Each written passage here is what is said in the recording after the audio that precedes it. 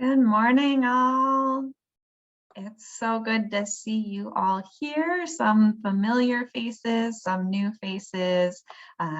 So that is such a lovely gift. I just felt a burst of energy when I saw all of you come into our virtual space and to engage this topic with us this morning at Leading and Learning Advocacy to Repair Society. I think this is one subject that is close to my heart, that comes up perennially, this sense of I work in the nonprofit sector, and yet there's so many things that I'm like, how do I make this change happen? Or this sense of helplessness of kind of being in your track of the nonprofit sector and unsure what you can do, what it means to engage. And so I'm really, really excited that you all are here, that we get to talk through this question of what does advocacy look like within our role as nonprofits, and super, super excited for our guest speaker this morning, Desiree Simmons, the co-director of the Interfaith Council for Peace and Justice. So I will introduce her in just a little bit, but want to get started just with a little bit of grounding to get us settled. Leading and Learning is a monthly series at New. If this is your first time here, welcome. We are super, super excited. We have 2 more sessions in May and June before we take a little summer hiatus. And that June session, Leading and Learning emerged at the beginning of the pandemic as we were navigating what do nonprofits do through this pandemic. So we are going to do our first ever in-person Leading and Learning on June 21st at the New Center. It will be outdoors in our parking lot. So if you would like to join us, there will be some breakfast as well. We haven't confirmed where the food is coming from, but just know it's going to be delicious. So put that in your calendar, file that away. Once this wraps up, you can go and register for that June session and join us in the flesh, in the fresh air. If you are new to New, we are a nonprofit capacity builder. So we're a nonprofit that supports nonprofits, that thinks about how do we maximize our impact and how do we realize the visions of a just and thriving society that we want to live in. It often feels like we're so close to that, right? Like we're so close and yet so far. And so the work of New is getting us a little bit closer and putting more color into that vision of a just and thriving society. Leading and Learning is all about increasing the connectedness of nonprofit leaders and creating resources and wisdom for you all. So the first part of this session this morning, Des is going to share a presentation with us and offer some framings for thinking about what advocacy looks like. And then we'll go into breakout groups for about 20 minutes in the back half of the session for you all to think about how do you put these concepts into action in your own work, and encourage you also to make connections, to get to know each other, to take this time with other folks in the sector who are like-minded and interested in these topics. We want to acknowledge as we come into this space that this is a series for nonprofit leaders in Southeast Michigan, and we want to recognize the history of our work, of our presence here, that is inextricable from the history of colonization and settlers who invaded this land. So as we envision a better future, we also acknowledge the people who first stewarded this land, the Ottawa, the Ojibwe, and the Potawatomi people, the Three Fires people. And each of these tribes are distinct, but they are all part of the Anishinaabe culture and language and tradition. Anishinaabe has several translations, which include the good humans and beings made out of nothing, or spontaneous beings, because of this Anishinaabe belief that they were created by the Great Spirit's breath, that they are literal breath of the Great Spirit. And so that shows up in the Anishinaabe worldview, in this Anishinaabe medicine wheel. And I want to invite you, as we seek to transform the culture, the settler culture that we still live in, and the legacy of that, I want to just invite you to take a moment to absorb this medicine wheel. If this is your first time seeing this, ask yourself why. Why have I not seen this before? What do I know about the local peoples who steward this land? What would I like to learn?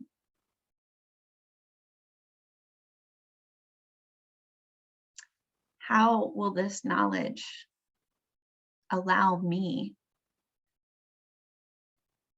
to have a more powerful impact with my community in bringing justice?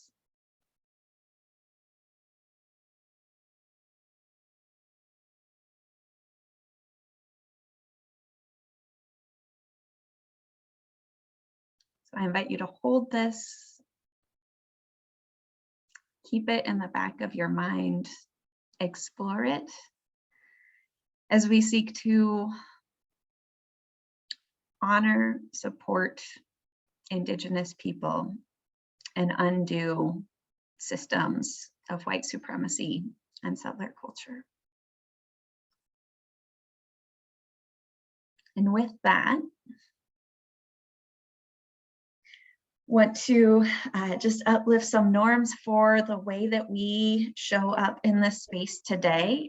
There is going to be some conversational time, so I invite you to make this supportive space. Use I statements, speak for your own self, your own experience, and not us, we, they, other people's experience.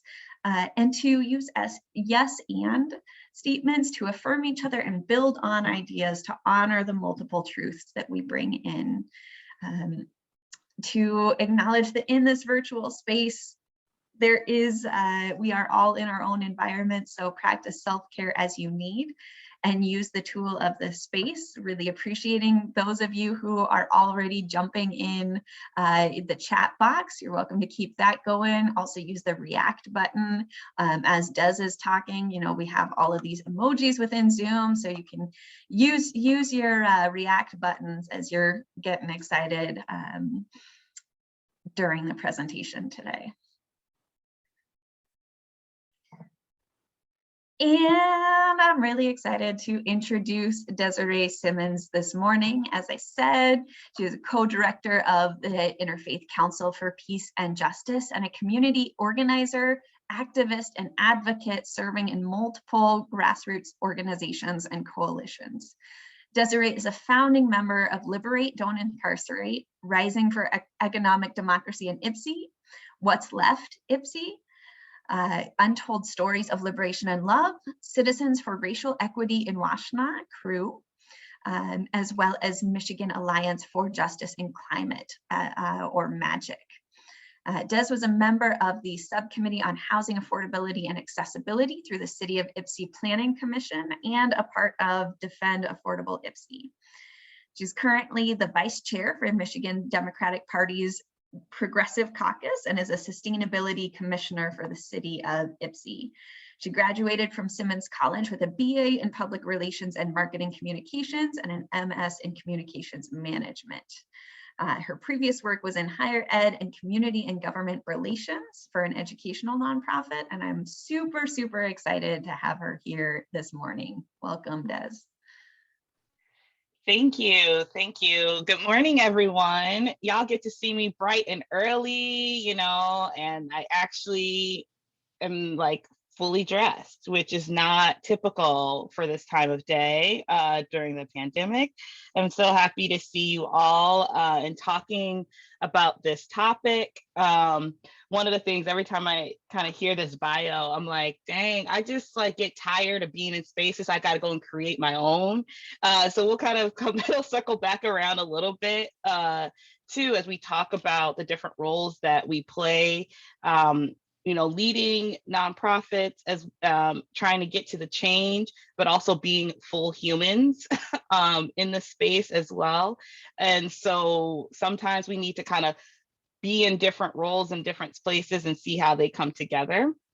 So I'm happy to kind of start us off in that place. I think today I want to say that I'm going to try to welcome us into a dreaming space, because I think that it's through our dreams that change will happen. It's through us being able to connect with the fact that dreams can come true, and that one of the things that we need to do as we think about how we change or think about our roles in that, the power that we have to make that so. And so as a way to start us off, one of the best ways for me to kind of help to get into a dreaming space is through breath. And so I want to just start us off just doing a little bit of breath work, because not only does the breath have the power to connect us with ourselves and what we're feeling, where we are, but it also helps us to connect with each other. And even though we're in this Zoom space, that we can recognize that the air, what we breathe out, is also taken in by others. And what we bring in is also from others. And so if we can think about breathing together in this space, that will help us to connect in a way. So we're going to do just a couple of kind of fun breaths here. So if you just want to get yourself comfortable, we're going to do a series of breathing. If you want to use your arms to help out, to help you feel the stretch of how you build elasticity into your body, feel free to do so. You don't have to, if you can't raise your arms all the way up, just go as you can. We're going to start, if we have our hands kind of together here at our base, near our power source, underneath our belly and our gut. And we're going to breathe in for a series. We're going to raise our arms up like this and go out, and then come back around. So first, we're just going to do a couple of deep breaths, and then we'll add in a little bit of humming as well. Okay, so go ahead and breathe in as you raise up.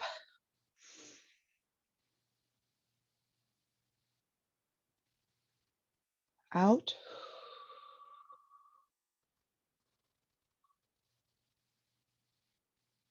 Breathe back in.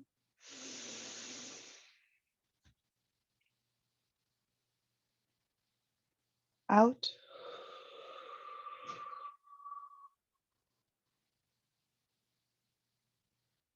Again, in.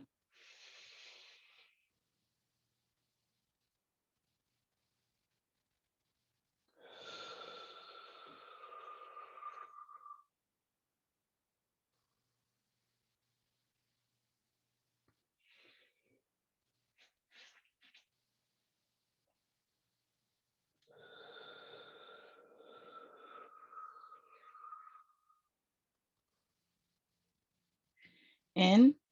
And this time we're going to hum out. Hum.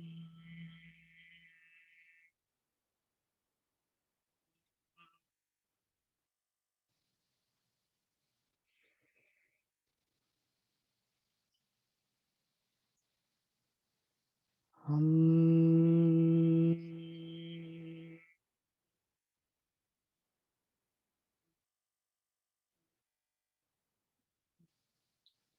One more.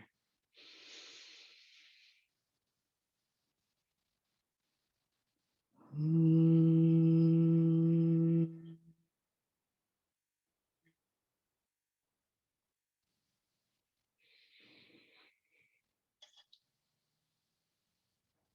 Hum.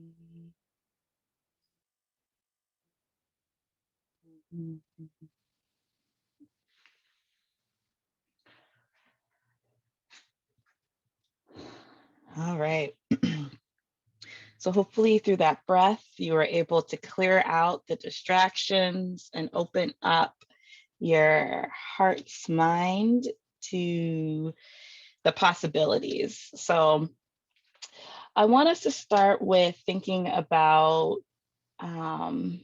what change looks like and how does it make us feel? How would we feel if we were living in the changed space that we so desire and can imagine?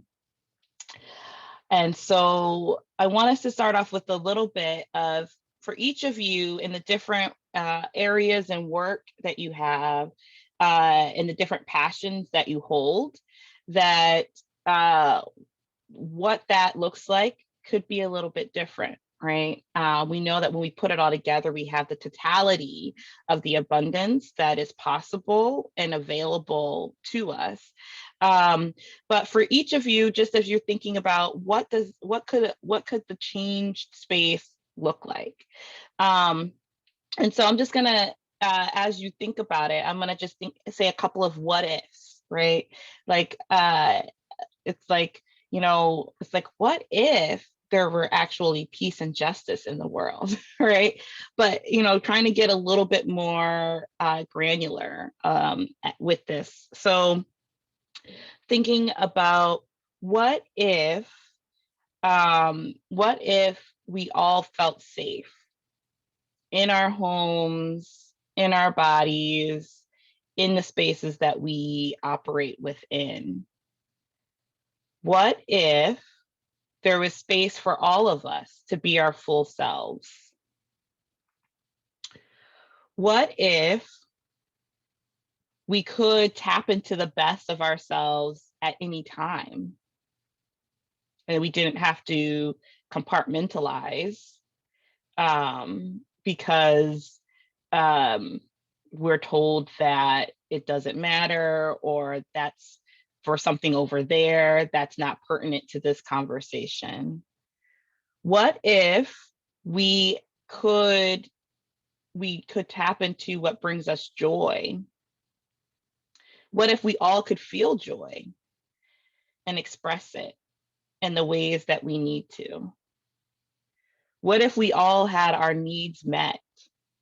We all had healthful food. We all had our health provided for. We all had homes to live in. What if we were able to give each other hugs again without concern and worry that we can be transmitting sickness?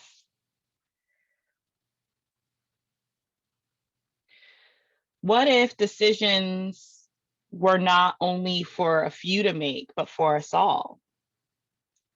How would things change? What would that look like? I'd love for folks, as we're thinking through these, to just throw some things in the chat in terms of what this could look like for you. And as you're thinking about this, to also think about that feeling, right? Because I also think that, it's not, it's the things that we feel deeply that move us. And so as I've been kind of, for myself, transitioning and trying to think about, advocacy in this time and how we push for more, it's been really trying to tap into the feelings of the space to say, well, if I can imagine it this way, what's going to drive me to do that hard work? Because we know it is hard. And so if you just want to think about what that looks like for you, and what if you had the power to make it so?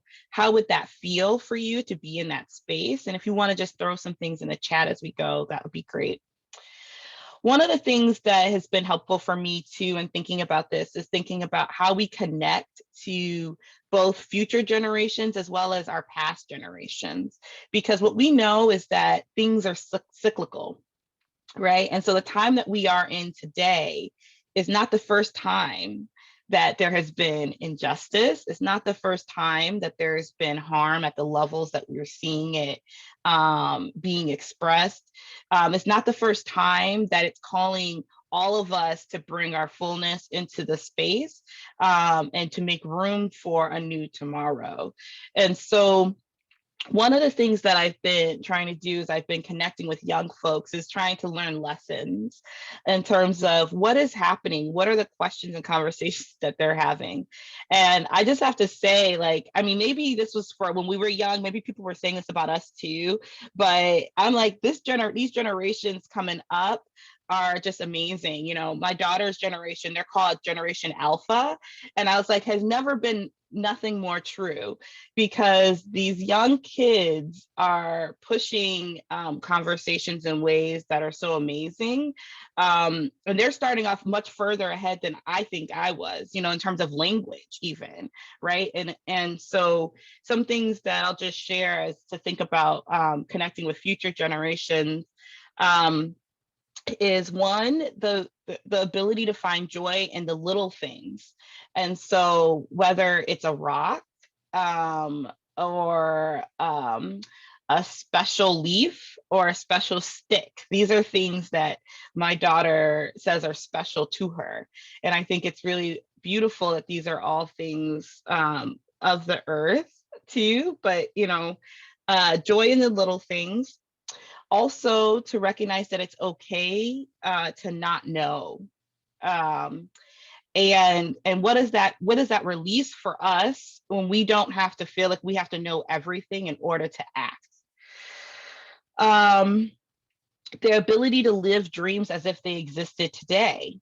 And so not that you have to wait for some far off time, but that there's things you can do today as if it were true. The need to accept that change is constant and that we need to embody this internally. And that it's about relationships, that we rely on one another.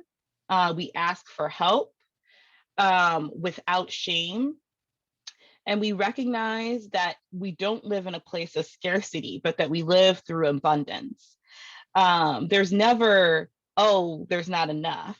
There's always, well, why don't we get more? And so, and then I just want to just say too, the thinking about the multiple roles that we play. And so again, you know, there's the things that we do in our own lives that are separate from our organizations. I know sometimes it's hard to feel separate from an organization. But that there's all these things that we do that's separate from our organizations, and there's ways that those things can interplay. So as we think about the kind of advocacy work and how we can push for more, like whether it's policy change, whether it's getting more people into decision making, that there's ways that we can interplay things. So one of the things that I have found for myself is that I do certain organizing outside of my paid work that then feeds into the work I get to do within my paid work. And that's been really great because that's helped me to recognize the boundaries and the limits within the work I do as a nonprofit leader. But at the same time, I don't have to just sit back on that, right? Because I can kind of work and create things in different spaces. And so I think, for each of you to think about what that might look like for yourself as well. So if we want to go to the We Govern Principles slide, yes. So I want to introduce folks to this series of principles that I've been introduced to and I've been working to live into, called the We Govern Principles. And so these are a set of principles. I think there's 14 of them that are separated into 3 different categories, which is we govern together, we keep each other safe, and we thrive together. And so I just want to kind of show through a couple of these because I want for you all to be able to explore them and also to find the ones that speak closest to your heart, uh, and also recognize the interplay of them uh, as well. Um, and so one of the ways that I have kind of been able to go through um, these different principles is that also selecting, I selected 3 to live into today. And so every day, I try to do things that work into these principles and also recognizing the relationship of them. So I'll just read the ones that I have selected, but then what I'm hoping is through this, and when we get to the question time, that you all will have some time to look at them as well. Um, and so, and one of the things is to think about how do we then bring this into our work? So the 3 that I have selected for myself is that I have it on my wall, so that's why I'm looking. One is all human beings have inherent value, even when they cause harm and are not yet able to hold themselves accountable. 2, we end cycles of harm and violence by using care and seeking justice with those who have been harmed. And 3, people have what they need and share what they have: adequate and nutritional food, housing, quality education, reliable health care, meaningful work, and time with family and friends. And so for me, those 3 and the interplay of what would need to be possible in order for those to happen,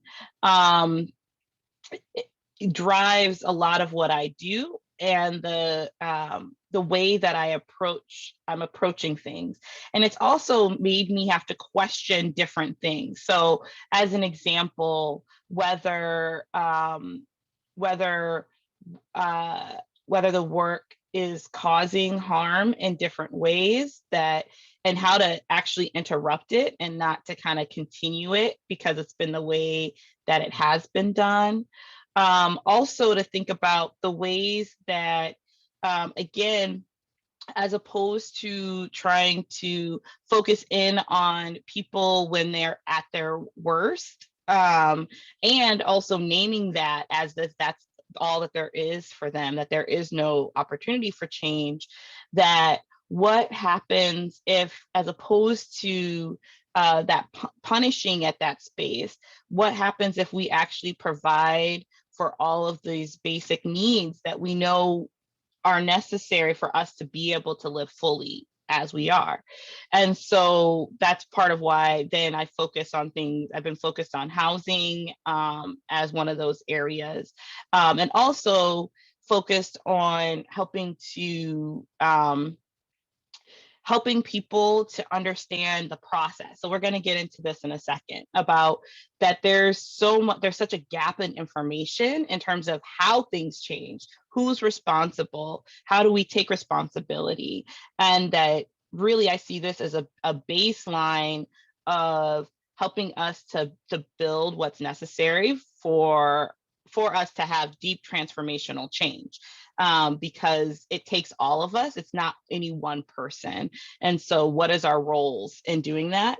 And the things I love about the regovern principles, besides the way that they were created and who was part of creating them, but also because it is about this shared responsibility.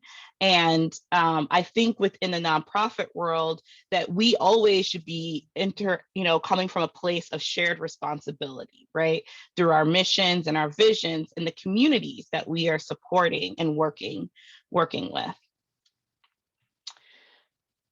We can go to the next slide. So we'll come back to these. Y'all will have a chance to kind of go through them more deeply. I just wanted to make sure to introduce them a little bit. And Des, just want to give you 5-minute heads up. Okay. And so one of the things too, as we think about how we expand the boundaries. So right? We want to make sure that we're not like breaking laws. The IRS isn't going to come for us as we're trying to do this different work. So just a couple of kind of quick things um, to go through. So one is the pandemic taught me. So at the beginning of the pandemic, I was thinking about what kind of shifts and changes needed to happen. And so that really helped me to focus on needing to do more strategic advocacy for a just recovery. And so a couple of things to note is one, that within the work we do, we need to be pushing for more. There actually is more that is possible. We saw it. We saw that it was, and it actually opened up this like, wait a minute, you can actually let people out of prison. We actually can do that, right? We were told we couldn't, but it actually is possible. So if we aren't the ones pushing for more, then who is? So pushing for more. So thinking about that, focus on resource allocation. This was something that, it's not like I didn't think about it, but I thought about it in a brand new way in terms of, why we need to focus on where there are resources and are not, and how we need to think about how we move those resources for justice, right? Change isn't cheap, right? It wasn't cheap to get us into this mess. It's not going to be cheap to get us out of it. And so we have to think about that. And so now when I hear elected officials talking about things, I'm like, well, where's the money? You didn't say nothing about money. So if I'm not there asking those questions, who is? So I think that that's another thing, another role for us to think about. How we need to connect issues, right? It's through siloing us that we continue kind of running on our own hamster wheels, but that actually as we connect and we see these connections of our different issues, not only does it help us to be more powerful because we're building a better web weave for ourselves, but also it helps us to build numbers, that more of us are actually coming together, which not only is motivating in terms of feeling like, oh, I'm not in this alone, but also that that's what it's going to take. And for other people that we're bringing in, it's important. And that we also need to think about how we connect the local to the state, to the federal, to the global, and to know that even if you're only focused on one of those areas, that they also are connected, right? So that what we can do in our own neighborhoods and our own communities can reverberate and actually make a difference as we think about the larger picture. We don't always have to be at one level to make a change at these other ones. And it's just as important, if not more so, to really focus on how we remove barriers to get the work done. And that's a lot of things that get in our way. So as we're expanding boundaries, to talk a little bit about lobbying. So what's not lobbying? One is talking clearly about an issue. You are very welcome to do that. And doing nonpartisan analysis, study, or research is also not lobbying. And also doing work that's focused on rules and regulations and departmental policies is also allowed and is not lobbying. And something like this could be, for instance, at the sheriff's department, there are different policies. They have policies around things, for example, like no knock warrants, as an example. There's a policy that they have on that. And we can address those policies. That's not something that's voted on by a legislative body. And so those are things that we can work to change that can actually really change the way that all of the sheriff's deputies then interact with people, right? And so that's just an example. And then here I just have this little thing here to say, in the eyes of the IRS, an organization will be regarded as attempting to influence legislation if it contacts or urges the public to contact members or employees of a body for the purpose of proposing, supporting, or opposing legislation. So again, if you are just educating people about an issue, that is not something that would go against the IRS rules, unless you're saying, hey, here's this number, call them and tell them to vote yes, right? That those are some different pieces. And the other thing I also want to say is that there is an amount of lobbying that organizations are permitted to do It's just not allowed to be the majority of our work. And also the thing to say too is to steer clearly away from directly supporting a candidate. That although you can do work to support ballot initiatives, it does fall within some of that lobbying time, but that is possible. And then just thinking about roles of organizations. So one is educating, educating the community, educating policymakers and staff. So you might be meeting with folks to say, hey, here's this issue. You need to know about it. And a lot of times they need that. They don't actually know all that information. So helping to educate around different issues, the process, how are things happening? How does it happen? When are these votes happening? When should you go to council or county commission or what have you? What skills do you need, right? So there might be things that you can help people to do to actually help them, to do the research or to do public speaking. Building and sharing narrative is also something that organizations can help to do. So this is about the stories, the connections to your mission, the direct experiences of those who are impacted. And then helping to move resources through sharing projects, different things to help move resources into community as is necessary. We need systems level change in order to get closer to the root. And we need to work from multiple directions and sometimes simultaneously, which is why it's so important to think about partnerships. And we need to have the long view, right? Because our organizations are here and to have that long view and to help move accordingly. Those who use the power of scarcity are organized. We need to organize around abundance too. And so we can't cede that power over. And so then the last slide is just for the questions for you all to think about more. Which is what principles can you live into now and how can you practice them within your work? And then what has been getting in the way of progress? How could you figure out where the change could happen and what is your first step?